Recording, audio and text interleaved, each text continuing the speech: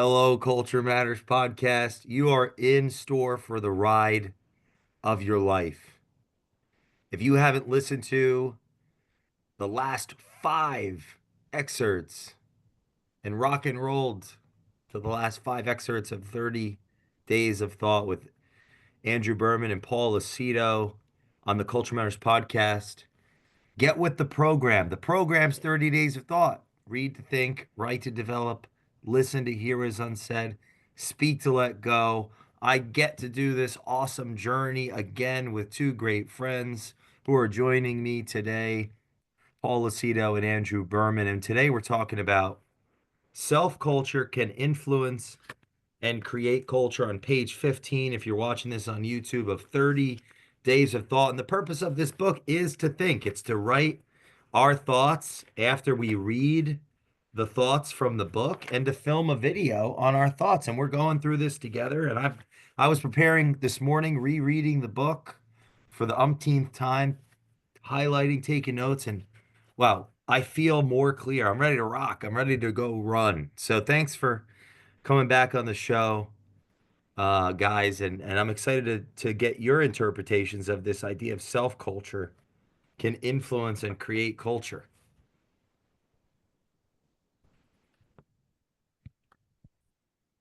Let's do it. Paul, kick it off. You, Yeah. Yeah. No, we need silence. I think Pascal said something to the effect of most of the world's problems are a consequence of men not being able to sit in a room alone in silence. Said no one on radio or podcasting, but yes. so I'll start with this little piece. Now, this is not so there's an excerpt here, which obviously, um, Jay, I know you have at the end of every chapter. You've already read that, but I'm going to read a piece here that I feel like, in my opinion, will really give us some meat to talk about. So it says culture is defined as a metaphorical ecosystem of shared belief created by an influencer and maintained by the alignment of the influenced. So that's a really interesting statement to me because it's there is one primary influencer, and that has been agreed upon by others who then carry that torch, walk to that tune, that beat of the drum. And the part that's tricky in my mind about that comment, about that statement, is everybody that's involved in their own ecosystems are also influencers. They have their own cultures. So how do you get culturally aligned when you have a walk of different cultures, maybe a set of different ideologies, and now you're trying to get everybody to align to one lockstep culture? That's what I get from that. That's what I'm reading from that. So it kind of goes back to some of the cultural blog is the one that comes to my mind. Cultural blog. I go back to this. Yeah, I've said it so many times. I'm tired of hearing myself say it, but you talked about, you use the solar system as a baseline of explaining. So you have your sun, which is the primary star. You have all the planets that orbit that star that are in alignment. And then, of course, each one of those planets has the ability to influence its, let's say, its moons. I'm just using that loosely. So the primary would be, let's say, the leader of a company. Each planet would represent its employees. Everybody's orbiting around that. And then each one of those employees have an influence around everybody that orbits them. And so to me, I like that idea, which means that you can create a sense of cultural alignment, but there are going to be some differences depending on what little micro decisions and behaviors are being made within those independent ecosystems. I hope I said that right. But It's well, I want to know, what's Andrew, what comes to mind? Yes. So it's interesting. Thinking about that in the way we have our own almost atmosphere, using that culture blog, planet analogy, and we can't expect, we can't be too unaligned. I'm thinking, sure there's a better word, or misaligned. From the other planets in the solar system. Otherwise, things just are out of whack. I'm not sure what would happen actually in that galaxy if that was the case. But I believe it's almost like and where I was thinking about this, was kind of more on like myself, for I can't expect integrity from my employees, my staff, people I work with, my family, unless I have it myself. I can't expect like people to work hard, whether it's in my house, in business or anything, unless I have it myself. I need to have that culture of doing these things myself. And again, culture is not in terms of for just because you have a pinball machine in your office, you have good culture. But the things actually that create the community around people wanting to go hang around that pinball machine to brainstorm ideas that help the business is what helps. So me just let's say having good habits for a day isn't culture, but me having good habits consistently every day creates that culture for me. That's my self culture, which allows me to say that I have the integrity, I'm working hard, that hopefully influences the culture in family, community, business, church, synagogue, cult. Ooh, I went a little too far there, but yeah. But you're almost going Joe Rogan there for a second. You got me a little worried. What? Well, wait. What stuff? What made that the case? What cult? And well, it's Yeah, there's yeah. Listen, something. because Yeah, because that what listen, made that? a cult is actually when you're blindly following, and just almost that fear of being misaligned, not where you're actually part of the culture. And we see cults fall apart when the leaders somehow get taken down or severed from the organization. But where a culture is something that if the leader leaves, that organization will still continue on. Yeah. Um, you So know, yeah, and we look at actually the best companies. Like listen, PRMG. Something happens, to Paul Rosa, any of the leaders, PRMG, PRMG probably is going to continue going on because of a culture, a strong culture that happens within the company, within branch managers, within all the executives that work in the business. well, I would like to speak to that. I've said this for a long time. I know you guys are very fully aware. True culture is earned over time. And that's kind of what you're speaking of. After a period of time, and it takes a long time to really get a marinated culture, then that culture can become self-sustaining. That's kind of where I'm hearing you go. Yeah, You know, 100%. I love what you use the analogy about the pinball machine. I know I use the break room and the foosball table and all that. Those are byproducts. The culture is it's the people. It's us. So I agree with where you were going, Andrew, with that. The only thing that I wanted to add to this is each one of us has the ability to be an influencer within the ecosystem we sort of lead. That could be a department, that could be your household. So I feel like the culture that we become over time, independently, our self culture, while that requires actions, behaviors, and disciplines, the other part to it is we're influenced by the outside forces we encounter daily. That also contributes to shaping who we are. What are your thoughts on that? Any of you? I have a quote I want to share. Something, something we cannot see protects us from something we do not understand. Hmm. The thing we cannot see is culture. in its intrapsychic or internal manifestation. The thing we do not understand is the chaos that gave rise to culture. If the structure of culture is disrupted, chaos returns. We will do anything to defend ourselves against that return.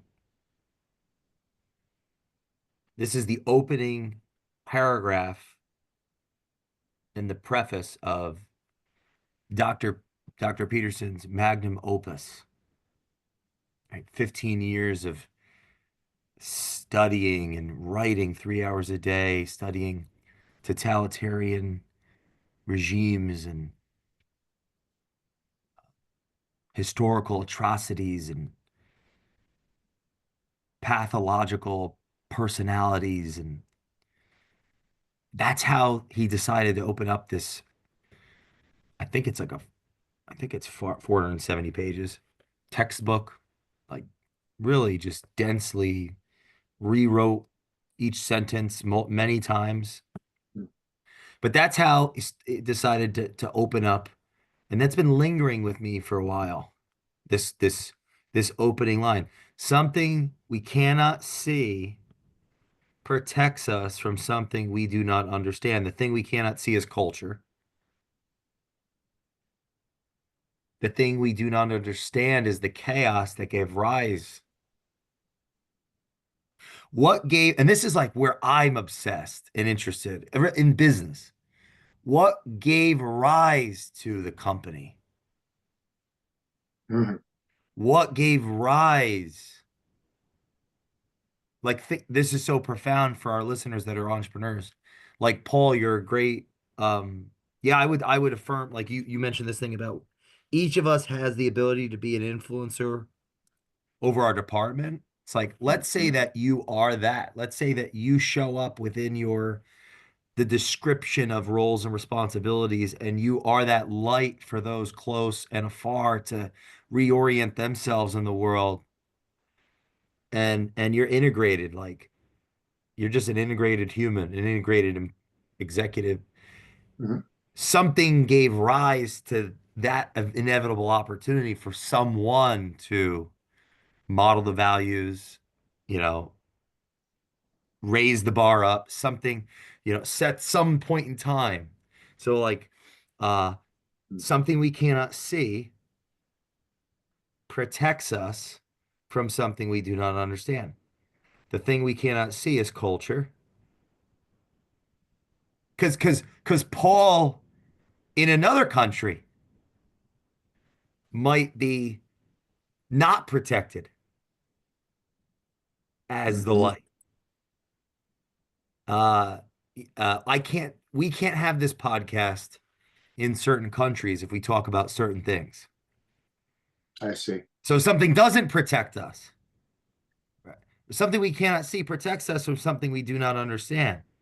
The thing we cannot see is culture. The thing we do not understand is what gave rise, is the chaos that gave rise to culture. If the structure of culture is disrupted, chaos returns. So something happens in our business, something happens in our life, Yeah. disrupts the protected force field of this thing we cannot see that protects us against what we do not understand. It's like, oh, we had a great culture. What happened? Yeah. It's an interesting If the perspective. structure of culture is disrupted, chaos returns. We will do anything to defend ourselves against. Oh my God, I'm obsessed with that introduction because it so wonderfully like encapsulates this textbook, this and all this amazing content that's been birthed from this textbook. These are the more popularized books like the 12 Rules and the Beyond Order and the new book, We Who Struggle with God and all the tours and all these things. And like, why is that so? Why do people care so deeply? That's Why that. why does the world care about this conversation we're having?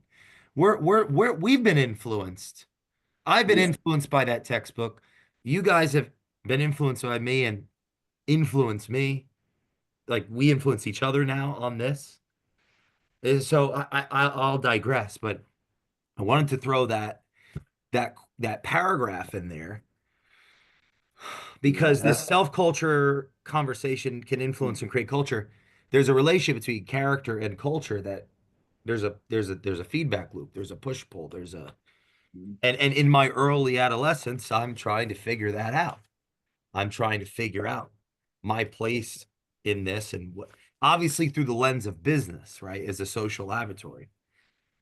So yeah, I don't even know where to go from here, but there's so many variables in what you said though, because see, part of it to me feels there's an like an almost an obvious, I don't want to say obvious, but a very straightforward way to look at it and say, well, over time you're going to be exposed to many different things from the time you're born to the time you die. Okay.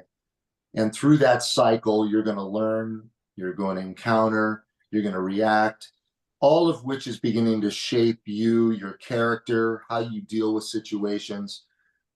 But there's a point at which I do believe that you begin to choose who you want to be. There's a piece of choice that comes in, a power of choice that comes in where you say, I'm going to aim for this.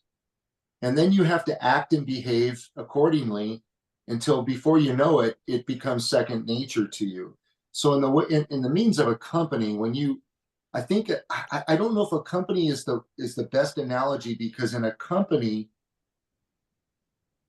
there are a set of guidelines and rules and that are established to say this is what we're looking to do to accomplish. We are looking to you to help lead that. Now we're talking about being a good leader, and then there's just certain character that comes with being a good leader, and you use your influence to influence others. If I'm hearing you right, where did your influence come from? What influenced you? What was the impetus to get you to move in a particular direction, to make a certain decision, to do whatever it is that you do? I mean, you know, I think you choose over time to be, hopefully, to grow into the person that you've become. But I think there's so many different factors that play in that help shape who you are, that also will influence how you run a department, how you will run a business, how you work with people, because there's a lot that comes into play. There's so much that comes into play.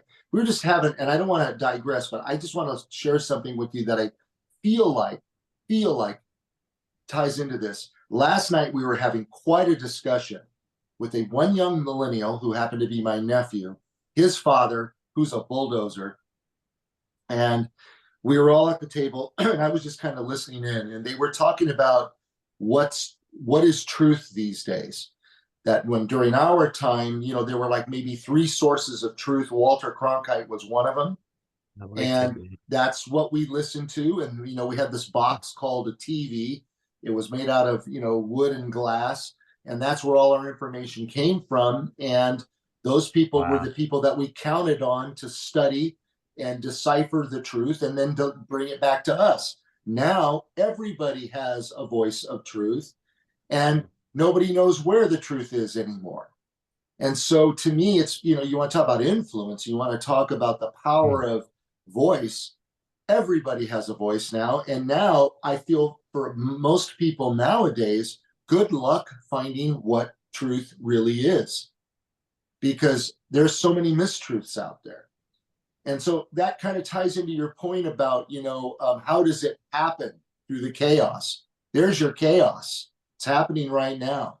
Let's see what culture is birthed out of that. I think this culture has been birthed out of that, what we're doing. Yeah. Does that make any, does that, Oh, this is a good way to go because I think in some sense we can replace culture matters with order matters.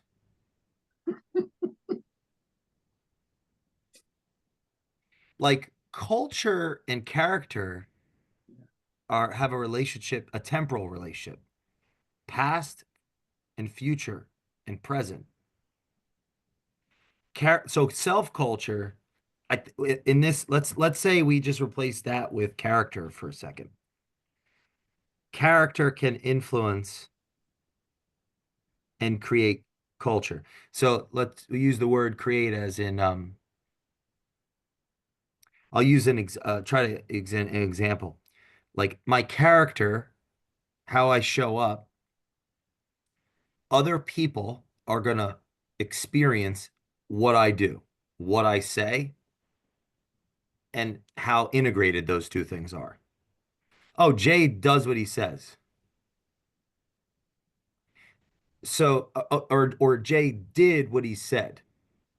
And Mhm. so they'll form a perspective of me around that context, that piece of content, and that'll go into a bank in their memory of Jay does or doesn't do what he says.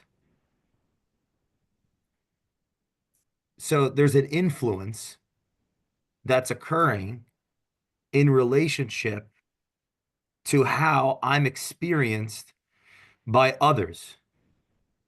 My character has an an influence over that influence. It has a relationship Yeah. with the relationship others have with me, as a consequence of how they perceive me based on how I show up in relationship to what I do, what I say, and what I think. I think in the world's chaos, like the chaos of the world, all of us individuals are integrated on what we say, we think, and do in an imperfect alignment.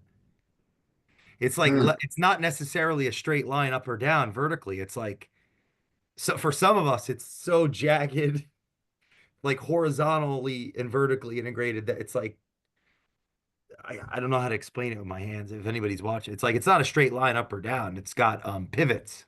It goes up for an inch and then it goes left for 3 inches and then it goes right for 3 inches and then it goes up again for and then left again for 2 inches and then up an inch. So it's jagged. We're all integrated with our thoughts, our words, and our actions at a varying degree, in an imperfect alignment. However, all of that movement that you just described, all of that dynamism Yeah, yeah, that's yeah. moving, could still be happening in its own ecosystem, yet still staying in alignment and moving. So it's all happening and jagged and spinning out and all that, but there's still a larger sort of encapsulating. Oh, this is where I was going. Like culture. So I've been proselytizing the architecture of culture for some time with organizations. It's like, okay, what's the story? What are the values? Mhm. What symbolism represent the narratives, bring life to the values? What rituals take place or don't that influence behavior? What right? What's accepted? What's not accepted?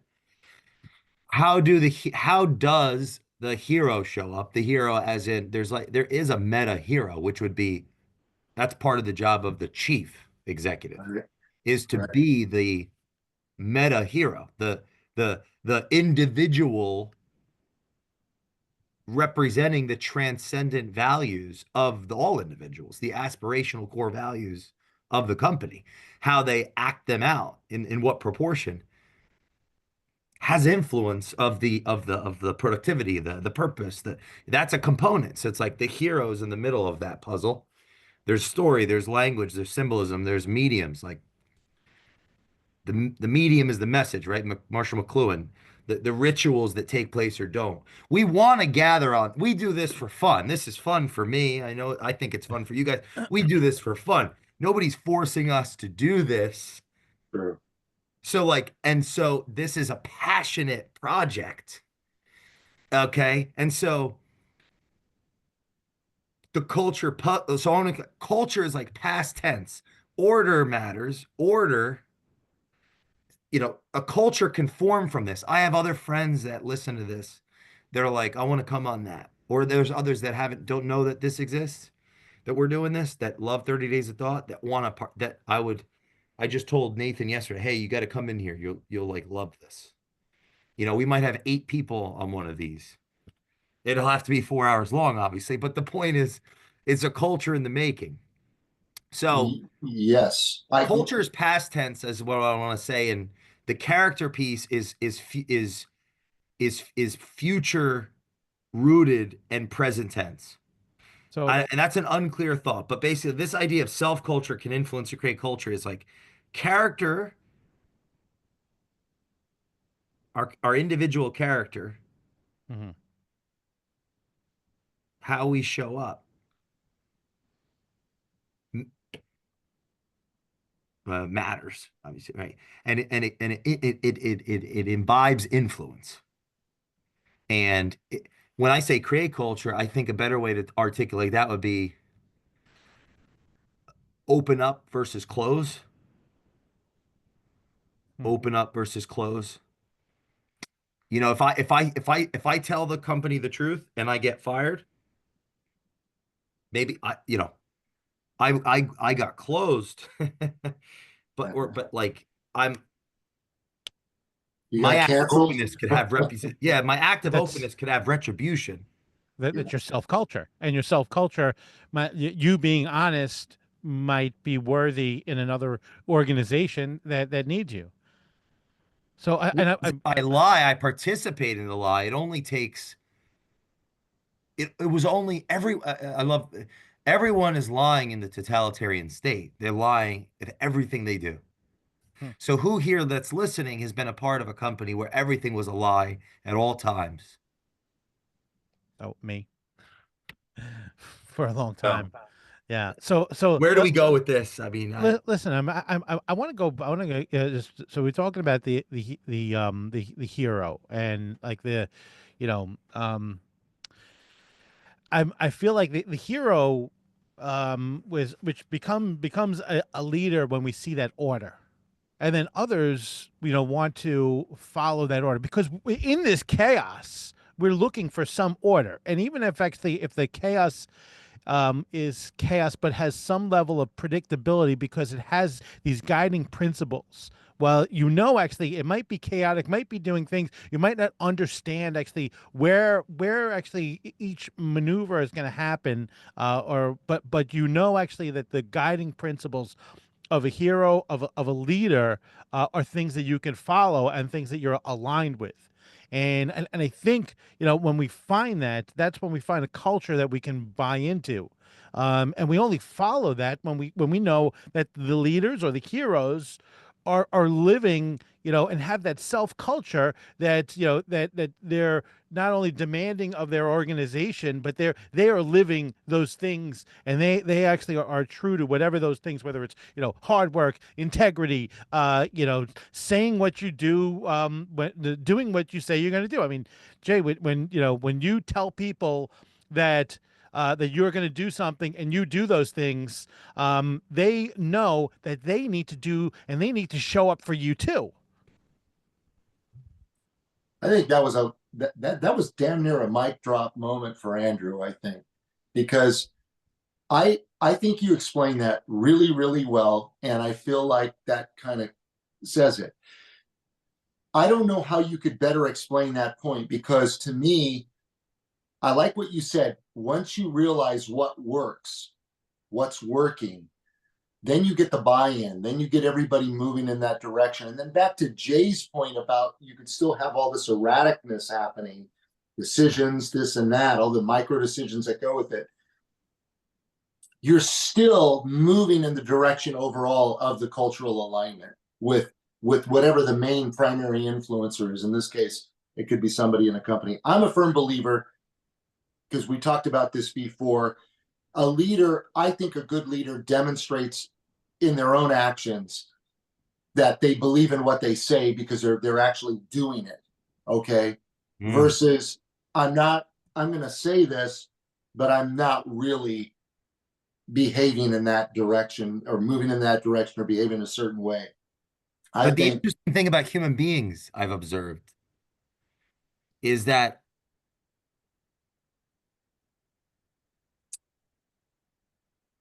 there's an element of being a human condition of talking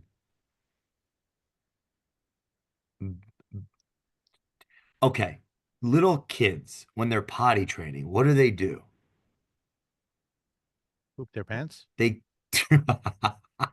Yeah, like haven't you observed these children talking about it? Like I'm gonna go poop. Yeah. I'm gonna go pee pee. I believe that human beings do the Mhm. same thing. I'm sorry, they're all human. That adults do the same thing. Nietzsche has a quote. It's something to the effect of by the way, and now I've noticed it myself. Every time I don't know the quote, I say that in the beginning. It's like my false start. Something to the effect. I don't actually know the quote. Yeah, it's just a funny thing I've noticed of myself.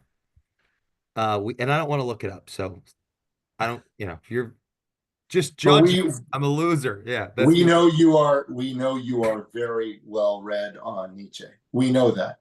we have to crawl before we walk, walk before we run, run before we dance, dance before we fly. One cannot fly into flying. And I think of that quote when I think of the little kids talking about potty training, and I think about adults, us, individuals talking about what we believe, the values that we aspire to expect of others, the thou shouts. And then I think about, because our enemies are a mirror to ourselves. And I think about social media, and I think about how it's like an instantaneous portal for us all to be, and we're all potty training. Human, Every day, the human every day. species is instantaneously potty training. Everyone is talking about what they're working on, whether they realize it or not. And if they don't realize it, and if enough feedback loops come to us, those of influence, the influencer, then it's programming us to be Stalins and um, demagogue, demagogic, demagogic assholes. How about that? I mean, this is what like the meta is. I mean, like if you think about like we are you are amazing at culture because you create multiple podcasts every day about culture. You're talking about it. You are the little child, who's saying, "I gotta go pee pee," and but you're creating a podcast about that. Like so, like I mean, that might be if you have a child, you create a podcast for them. I go pee pee, on potty podcast, and you have actually them talking about that. But that's what we're doing. We're saying actually we're going to go pee pee on our potty, and we're going to go yeah, pee pee in our potty. And I know actually from us, sitting here and meditating about culture, my culture is going to be better. My self culture is going to be better. I'm going to have stronger self culture, which then will create stronger culture in my house, culture in my business, culture in everything. So yeah, I love that point of the little kid saying, actually, I'm gonna go pee pee on my potty. So I think you summed it all up. I think we figured it out. Self culture is pee pee and potty, and so thank you all for listening. I have some notes. I think at least we're having fun. I know that the 45 people that are listening to this segment are just absolutely bought in. They're done. They're getting the book. They're going on their own self-culture tour here. And I of those five, that's three of them is Paul listening to it, I three three well, the times. cool thing about this whole I think show I is got it. I think I got it. I think what we need to do is we need to say we need to get a little potty chair and we need to put a denotation across the top. Self culture starts here.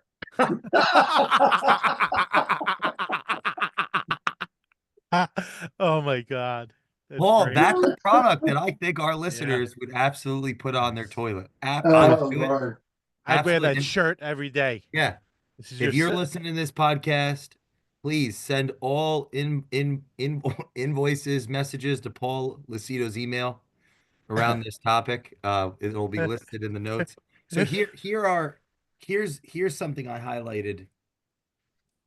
Self-culture is each of our identifying characteristics that shape who we are, what we do, and the words we say.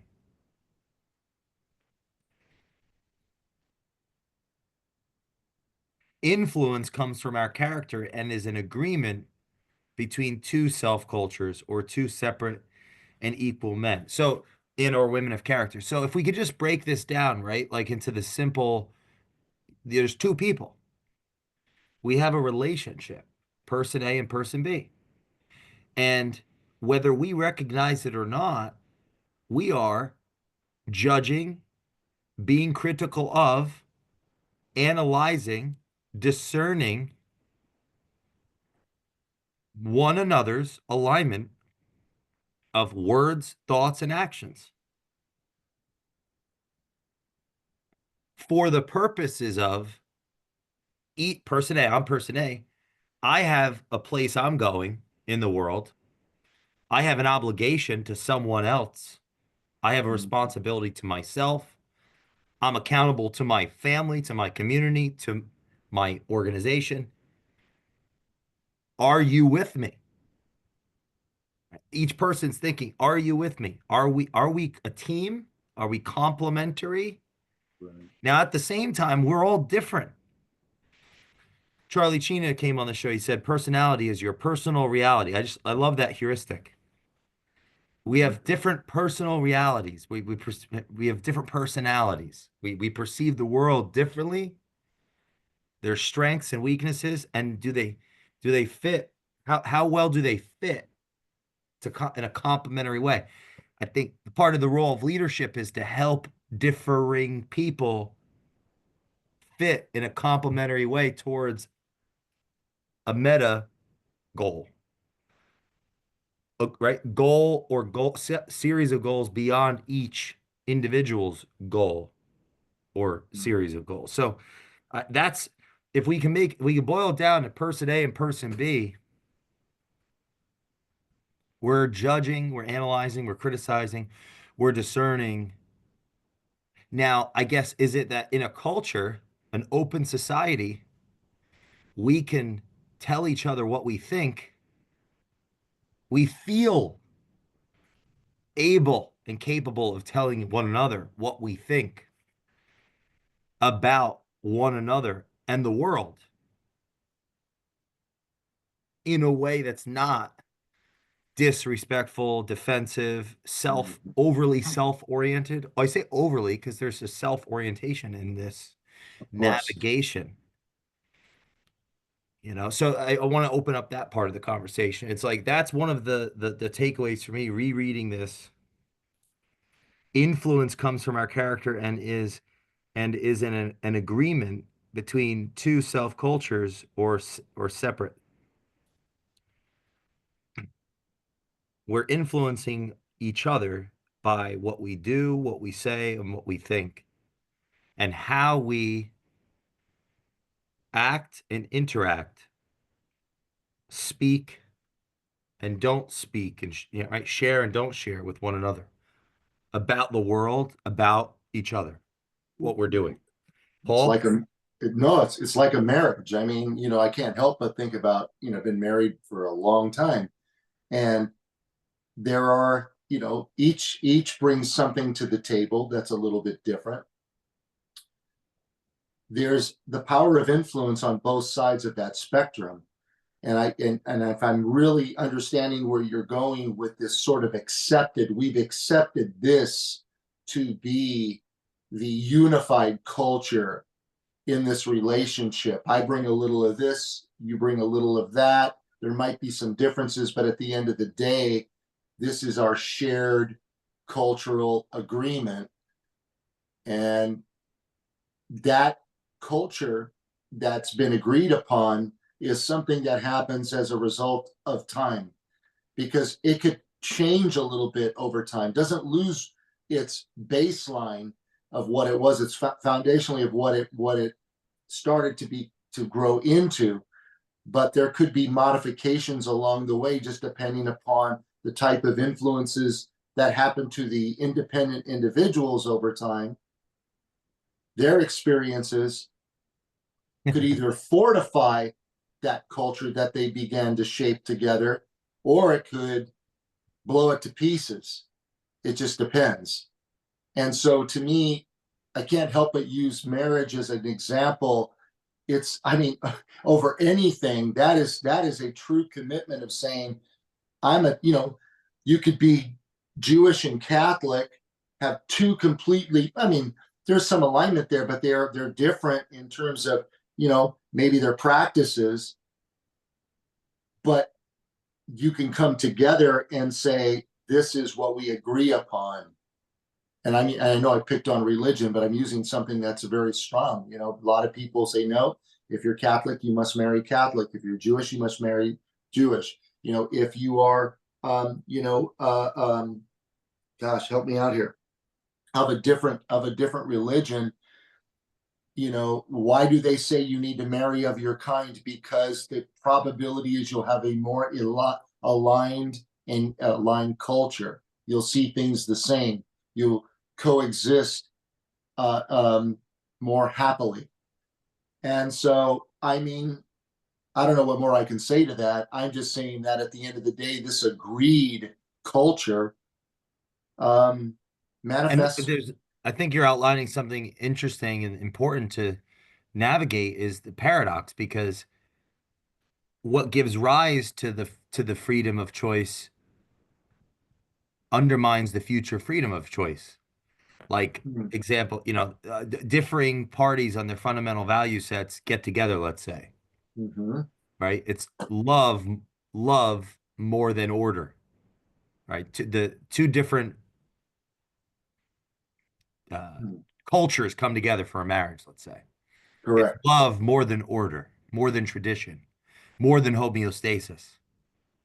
That's one of the benefits of freedom, of an open society, of Um, well, I mean, when it comes to something like religion, I think if you are deeply rooted in your religion, there are some absolutes and truths that you can't negotiate around. Like you think yes, your yes, yes, creator and yes. your story is your story. So my wife and I mean, we're I'm Jewish, she's Roman Catholic. And while we have a lot of religious beliefs, but we're not like we're not fully bought into the dogma of our religions, Yeah. and that's why we were able to come together and say, okay, listen, we believe, okay, you shouldn't kill, you shouldn't steal, you shouldn't take from thy neighbor, you shouldn't Yeah, you so guys are way too liberal for me, but all right.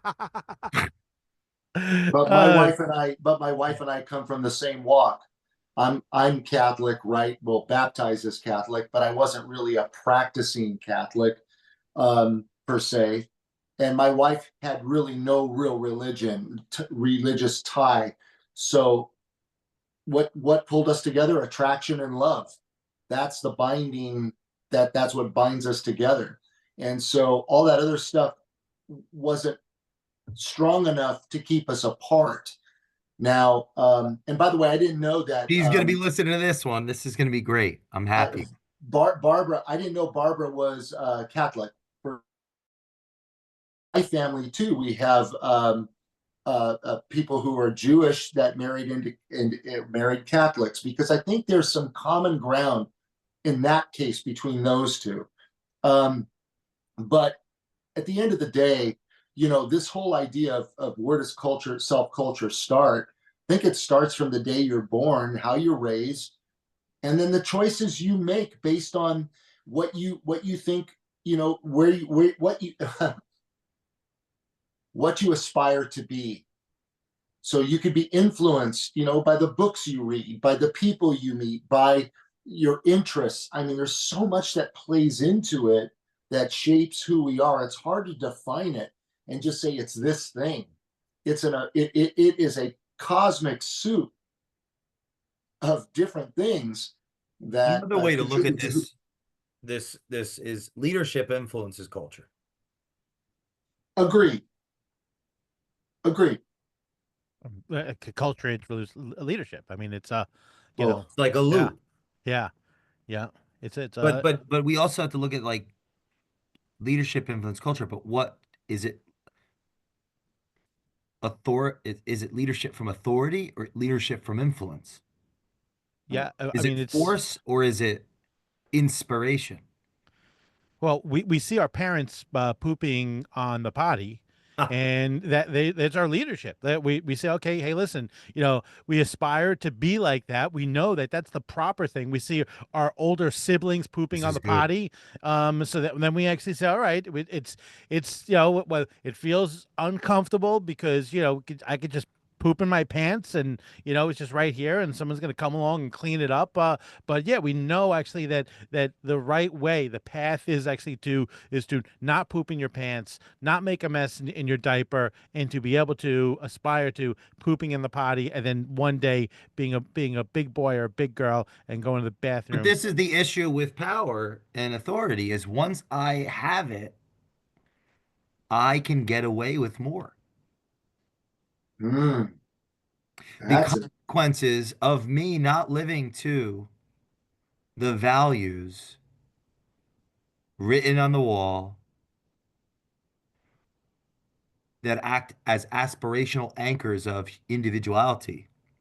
The consequences for me are less Mm, in the short term than those lower in the dominance hierarchy, or lower in the company, or lower in the family unit, or lower in the society. Or just think about this from common sense. If I have a speeding ticket, that's 2 grand. To me, that might feel like $2. To somebody else, it could be 400%. The average person in the United States of America's checking account has about $450 in it. wow. So I might be speeding, and I might even have a good reason to speed because I'm going to lose 37,000 if I don't get there on time. I'll just take the 2 grand off the top, so I have 35K. We're all living in different realities. That's a very good point right there. Yeah. We are. Oh boy, this show is getting better. We need to do longer shows, I think. They get better as we go.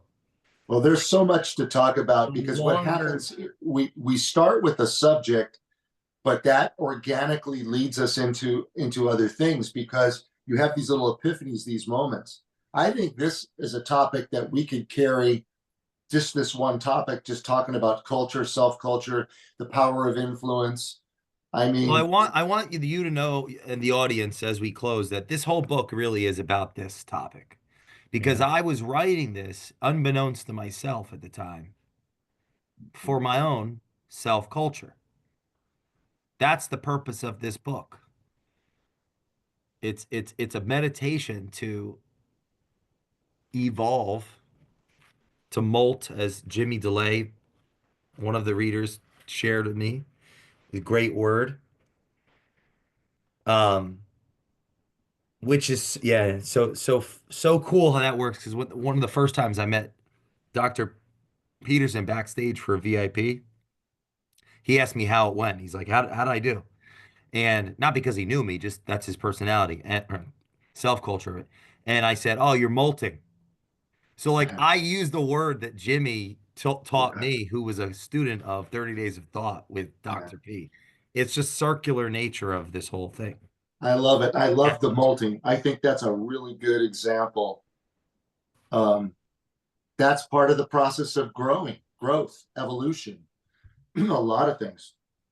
I How mean, do we close this out? What's the loop? Where should we leave people? I only went over one of my highlights. The end here, it's like our self-culture will create culture because culture needs more than one, and we are all part of each other's story, editing each other's scripts and making everyone around us stronger. Whether you see that as good or bad is up to you.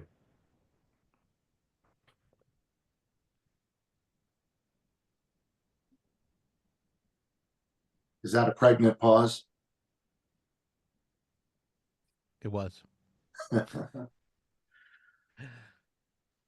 think look, I don't think there's any real close here. I think this is a conversation to be continued, in my opinion. There's so much to talk about. Um, I will say this. What I found interesting for me in this discussion was the discussion that I brought in earlier that I had last night found its way into this because I was influenced by that discussion last night and compelled to share that where I thought it could fit into this narrative. I was trying to be profound. Paul, that's easy for you, my friend. I did have a thought that I earlier when you were talking about marriage and it reminded you of marriage with like two coworkers, person A, person B. I literally did write this down. Pros, don't have to have sex with coworker. Cons, can't have sex with coworker. So like there's an important the difference with employment so it's a different dynamic. In marriage, we get to or can use that medium as a way to